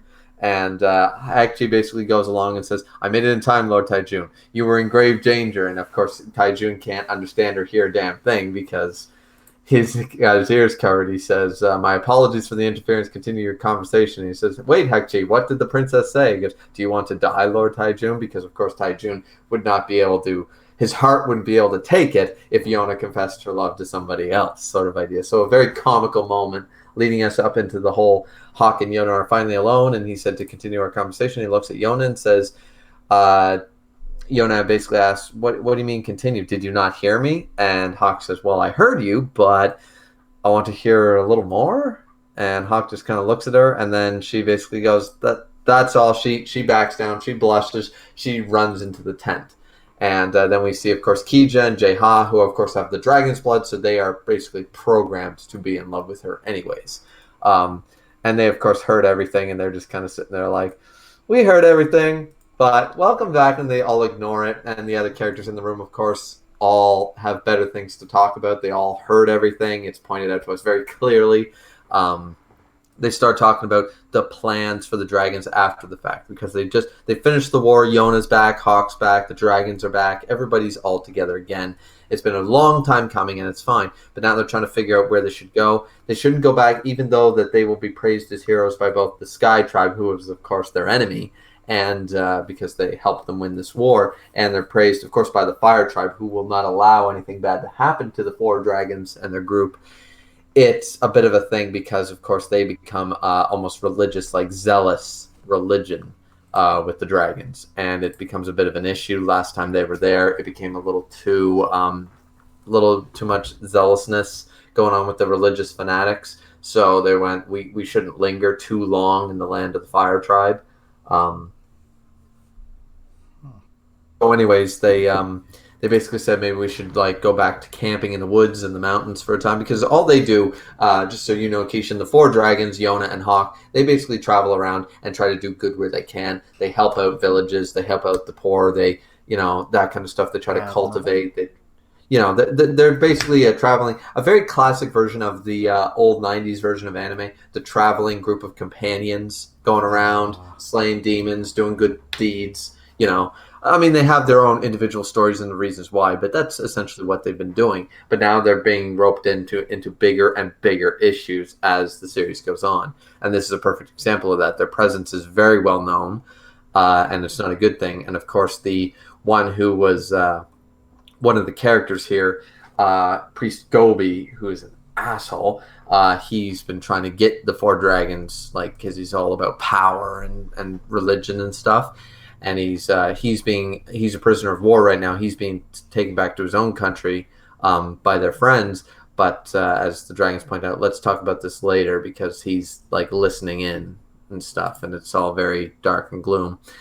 The rest of the chapter goes on to basically say that they are going to transport said person back to that homeland so they can be dealt with accordingly and stuff, because they are a criminal and things like that. This priest who went all nuts. They go back. Taijun shows up once again and asks, are you going to, we'll have a huge banquet, a triumphant return to the land of fire, that we won the war, you're back, all this stuff. Said, no, we can't do that, blah, blah, blah. And he's disappointed, but he says basically, all right, well, I hope to see you again soon, sort of idea. And then Hekchi shows up and basically says, if you're looking for their other companion, Yon, who's another guy who travels with them, said, after learning that Yona had recovered her ability to speak and confessed her love to Captain Hawk, he showed a great interest in the throat medicine and went to speak with the Sky Tribe medical troops. And Taijun is just looking, and there's a whole comedic scene where he basically says, wait, what about that? And they're talking back and forth about it, and Hekchi basically says, no, your heart can take it if it came from me, but if you heard it from the prince's own lips, you'd probably die of a heart attack, so it's fine for you to know now, sort of idea. So another comedic scene. They go up to see Yon and Shinha, one of the other four dragons. Yon, of course, always learning about different methods to cook, clean, and medicine. He's the one always treating the wounds of all the companions. And of course, he's never had access, as them being poor traveling companions and with very little money. And he was a poor kid raised up, never had access to proper medical knowledge, just what he could find out and salvage and figure out on his own. So some of the doctors of the Sky Tribe, which are, of course, their enemy, but part of the whole medicine, they're one of the big medical corps in the kingdom. He's learning quite a lot, and so it's a bit of a conflict of interest here, of course, because the Sky Tribe, of course, are the ones who betrayed Yona's father, murdered him, and basically kicked her out of the castle. So her being back here is a very tense situation. And as Yona says, even every time she sees a member of the Sky Tribe, she hesitates for a moment. She instinctively tenses, because they don't know which members of the Sky Tribe were involved and knew about the assassination and did nothing to stop it, who was actually involved. They don't know all the names and all the details. All they know is that it was more than just a couple of people in the Sky Tribe. It was a vast majority of everywhere from peasants to officers to soldiers to, so a very big deal there. Hawk and Yona get a chance to talk, and they talk about Ayame a little bit, which is why we got the flashback at the beginning of the chapter because she's a healer in the Wind Tribe. So with Yona learning medicine, Hawk brings her up, blah, blah, blah, and Yona seems to be a little good for you sort of idea, and Hawk says, are you mad? I'm not mad. And Hawk, unlike most stupid shonen protagonists, Hawk decides to look at it, and he looks at her, and he realizes something, and he goes, wait, no, there's no way. But maybe, and then he looks back and goes, wait a minute, Princess, do you happen to be jealous over Ayame? Because remember, Yona misread this situation 20, 30, 40 chapters ago, overheard the whole Ayame is betrothed to Hawk when she realized her feelings for Hawk. That was a whole misunderstanding thing, as I said, but she still can't help but feel a little bit of jealousy. And unlike most shonen female protagonists, she looks down and looks so kawaii and says, I can't stop it. I just get worked up for no reason. And admits it and says sorry and puts her hands in her face in her hands. And it's finally, you don't always need to do the whole denial or there's no way this person loves me sort of idea. No, they've admitted it already because Hawk's already told Yona that he's in love with her. Yona has finally told Hawk that she's in love with him. So now this is a whole where do they go from here sort of situation. No one's hiding anything. He goes, and Hawk's just like, wait, seriously? Why are you like, are you actually like, and he's like, yeah, I am. It's like, why are you surprised? Like, Hawk, don't you ever really feel that way? And Hawk, who's had this unrequited love for 15 years, doesn't even know what it feels like to be jealous. Wait, how old because, are these characters? Yona is 16 years old, and Hawk is 19. Okay, because when you said 15 years, and I was like, okay, so they would have been fairly young. Yeah, Hawk realized he loved her when he was first assigned to be her bodyguard when he was like 8. Remember, this dude was really one a badass. Yeah, he was a strong ass 8-year-old. He was taking on generals when he was an 8-year-old. That's why he's called the Thunder Beast. And they're actually worried because like when they go against this army, Keishan, they even said like even the king, who of course is their mortal enemy because he killed her father and stuff, and now they're all, it's a big thing. But he even said like he looked at Yona one time and he just basically said, "I know it'll be all right." Like they were like, "How can we do this? How can we do this?" He said, "It'll be all right because he's here. He's here, isn't he? The Thunder Beast." He goes, "Then you're not going to lose." Because that dude can take on an army by himself. Because he was taking on armies when he was a 10-year-old, So, but yeah, maybe 15 years is a bit of a stretch, but it's definitely been a very, very long time, at least 10 years. And so anyway, they kind of talk about their feelings a little bit, and they're just kind of blushing. They're both a little embarrassed and stuff, and of course you would be, right? Yeah. So the last part of the chapter, sorry, there's a lot to go over actually, because this is of It's course a one of monthly those. series, it happens. Yeah, and it's just also because this isn't. There's no fighting anymore. This is all the aftermath, and as we all know, the aftermath, like Marineford, the aftermath in One Piece, that had way more dialogue, way more to talk about than when you're jumping all over the place, right? So this is the aftermath, of course, of the war and the battle and all that stuff. So now we see the actual general here at the end of the chapter, General Jodo. Of the Sky Tribe, the main general, looking, and he knows that Yon, who is now just trying to learn about medicine and stuff, as I explained, but he is very weary of the 4 dragons, the princess, the Thunder Beast, and stuff, because the Thunder Beast can, like, he's supposed to be the strongest general, and the Thunder Beast can kick his ass with his fists. He doesn't even need a weapon. So he's very weary of the fact that not only is there the Thunder Beast, there's these 4 dragons with these special powers and abilities, and he's very weary of them like taking revenge on the current king and stuff like that. So he's very weary of this group. He's like, "What are you doing here?" Sort of the idea. Right away, like he's about to walk up to him, and the 4 dragons just basically surround him and are like, "No, no, no, no, no, no, no." So the medical officer who was teaching Yon just said, "I'm sorry, like he was really helping us out and stuff, and he just wanted to learn about our different methods. I'm sorry." And he's basically saying, "Do you realize who these people are aligned with? Do you even understand?" And all that stuff. And the 4 dragons who don't want conflict, right? They're just like, "Okay, you know what, Yon, we have to go now." And Yon's like, "Yeah, okay, I'm sorry for causing trouble." Then the most backstabby motherfucker of all time shows up, Advisor Kisok. He is the most conniving. He's the one who, as far as I'm aware, we don't know yet, but I swear he is the guy who actually conspired. He's the main conspirator for the original death at the beginning of the series of the previous King Il. He is the one. He is the one who convinced the current king to backstab everyone. He's probably the one who killed, who conspired everything that's gone on in the series. Is all down to this snaky bastard. So he looks like a cross between Severus Snape and like Lord Voldemort. Like he's just a creeper. So he's a greasy motherfucker. So if he's anything like Voldemort, then he almost literally is a slippery snake. Quite literally, yeah. So, but see, the thing is that they have combined their forces because it was in his best interest during this war to have the 4 dragons and the Thunder Beast on their side to win the war, sort of idea, right? So it was one of those enemy, my friend sort of concept, right? Mm-hmm. And I mean, we hate this guy, and we had multiple opportunities to kill him, but of course we didn't, blah, blah, blah. And anyway, right now he's playing the nice guy card. And here's where the end of the chapter shows up. Of course he does. So he said, and remember, he wanted to actually kill Princess Yona in the streets. He ran across her in a caravan and was going to kill her, Oh like shit. right there. And yeah, like he was Well, like there because kind of ends the series, wouldn't it?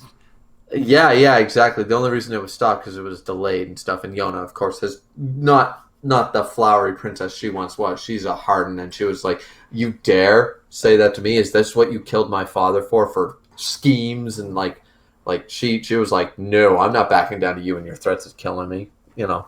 So, anyways, she got out of that situation, but now he's playing the good guy card, right?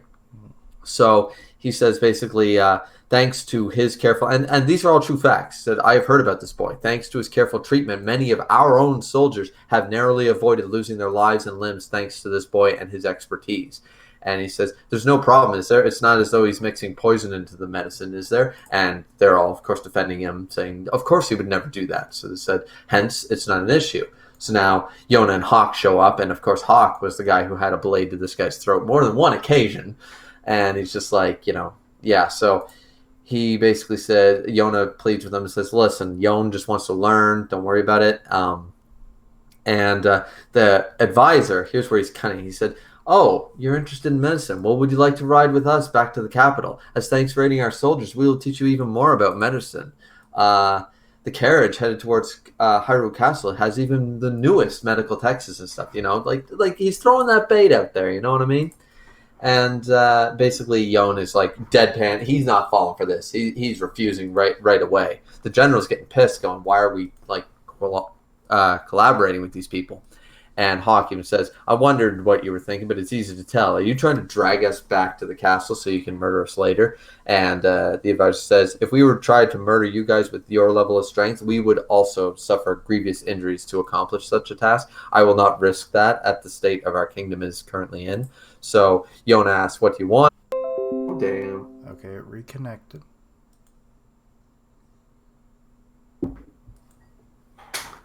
Okay, You're reconnecting. I see a loading thing. Okay, I think it's Okay. back on.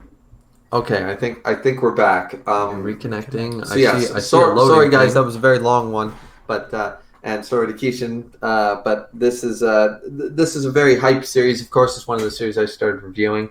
So there's just so much to unpack, so much to talk about. But suffice it to say, as I gave a little backstory, this advisor guy is simply the one who has I believe he was the main conspirator in the whole reason this series happened, the coup d'etat at the beginning of the series. I believe he's responsible.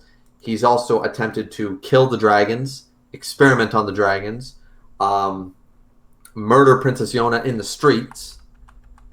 He is just a snake in the grass, and now he's got the balls, like the balls on this guy. He's got the balls to actually go up and say, "Hey,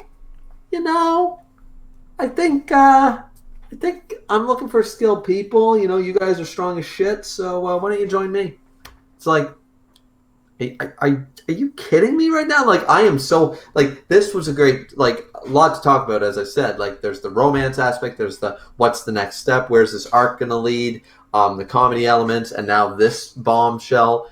This all is a lot of cool information, but it's all leading up to the fact that chapter 178 will be even better, because now we're going to, I'd love to say, of course, Yona is going to refuse flat out, but I don't know what the purpose is here. Yona might see this as an opportunity to get closer to getting more accomplished, because remember, her whole goal now is not to take revenge, as far as she's stated throughout the series. Her job is to fix the problems in the kingdom, to rob from the rich and feed the poor sort of idea, and not war with people, but fix drug issues and fix wars and fix all to make this a prosperous, peaceful land. And if she gets into her head that combining forces with this snake will actually make it easier, she might do it for the good of the people. We've seen her sacrifice her own ideals and her own grudges and her own revenge for the good of the people, or even a single child before. We've seen that in the series.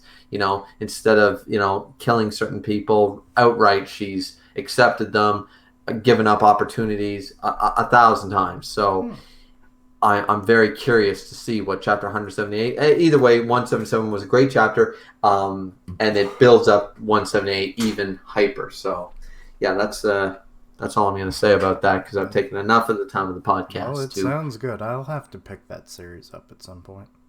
Send me a It is. link It to is. it afterwards, and I'll put it on the to-do list.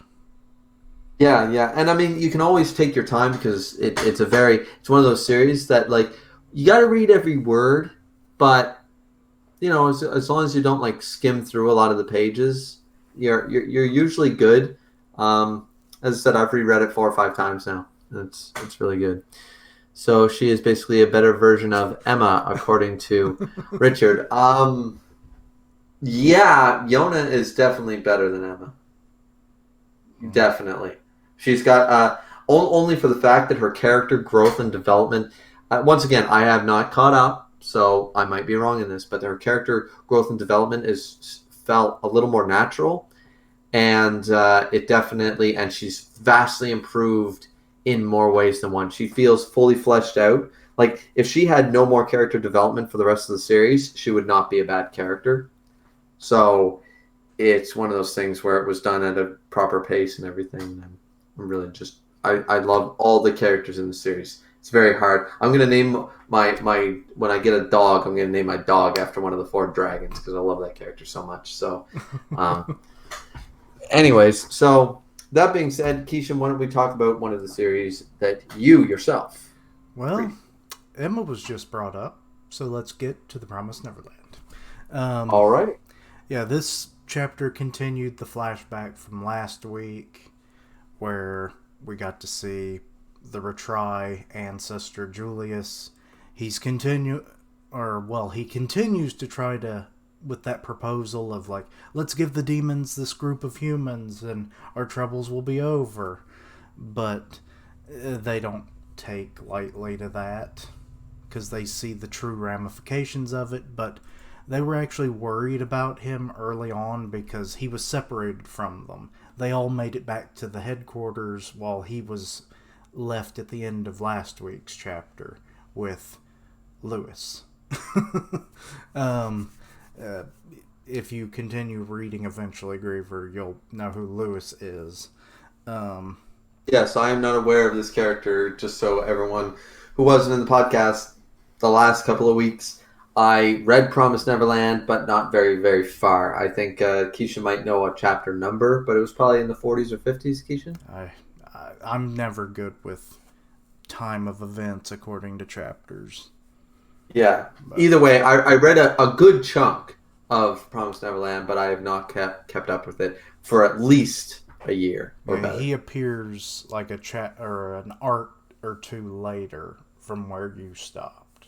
So so that's why you wouldn't be aware. Oh, Richard's saying the 40s. So okay, that sounds about right because I know I read it for about a year, give or take. So that sounds about right.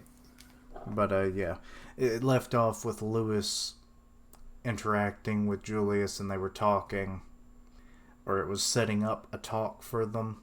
We didn't quite know where this was going to go because what we know with Lewis, him wanting to do what eventually happens, the promise, doesn't seem to be in his interest, especially 1,000 years ago where he was like, I'm hunting the humans. I enjoy this. So why he would want what he eventually has, and then with what we know about him in the present, unless he just gets bored periodically, which is kind of my ongoing theory. Like when you're as long lived as some of these demons, it's like, yeah, every 100 years or so, I think I would. It's like, oh, I want to hunt humans this century, and then the next century, it's like, I want to farm them. I don't know. We'll have to. I mean, if you had that kind of time, I mean, it's all about learning a skill, right? His skill is killing. I mean, all right. I mean, I'm just saying, like, if I had more, well, I mean, I suppose I'm just lazy, but I mean, if you knew you had an extended period of time to learn a skill, what does it take? Like 30,000 hours or 10 years or something like that to master a skill? I mean, The hell, I'd probably master the art of killing. That sounds like a good one. And really, we have no idea to know how old he is, but he's at least 1,000. Yeah. And if he's What? 1,000 and he doesn't have like every skill under his belt, then he wasted a lot of time. Yeah, but in demon culture, we do kind of see a bit more of it as the series developed. So, Right. like, him learning other skills, it's not like, oh, they live in the woods in huts. No, they're about as sophisticated as humans in some regards. So, he could learn some, hobbies that aren't chasing down children Mm-hmm. and Mm-hmm. other, you know, let's say Richard has a.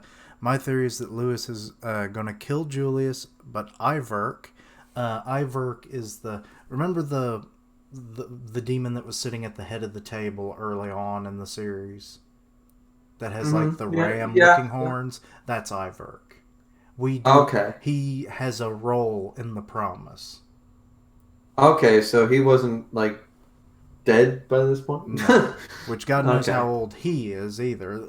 I assume demons can live easily 15 to 2,000 years, you know, given how talented they seem to be and Right.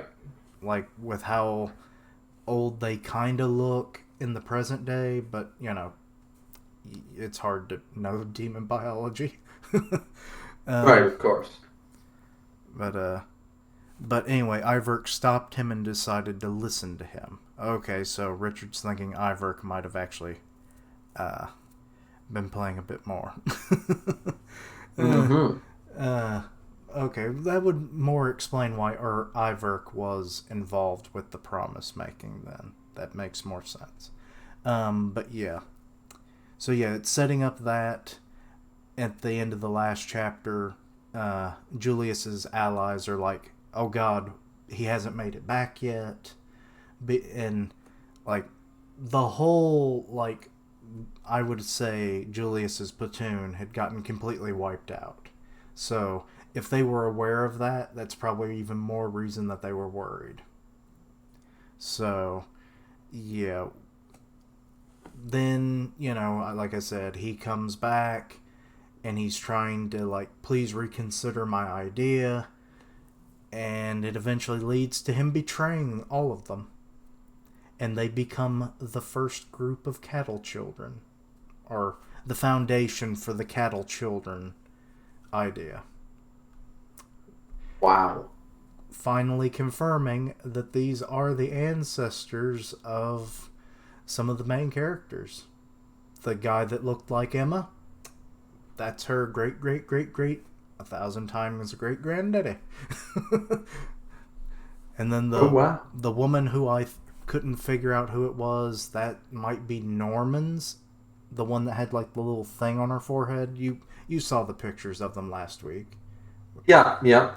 and that's and it was Richard that pointed it out that it was probably Norman's ancestor, because I didn't notice the eyebrows, which are Norman's, and then the eyes themselves are even very similar. So, and then some of I the see. and then the Ray looking character was more obvious, again, but yeah, so they're all betrayed. Going to That's where the setup for that begins. He didn't want to do any of or they don't want to do it for the obvious reasons of like you're just condemning generation after generation of people to be slaughtered just to keep a Mm. peace, you know? That's why they didn't Right. want to agree, but he's like, it's for the greater good, so I'm screwing you all over. I, it's kind of been a rough one for me because I'm like, this, I still don't like it,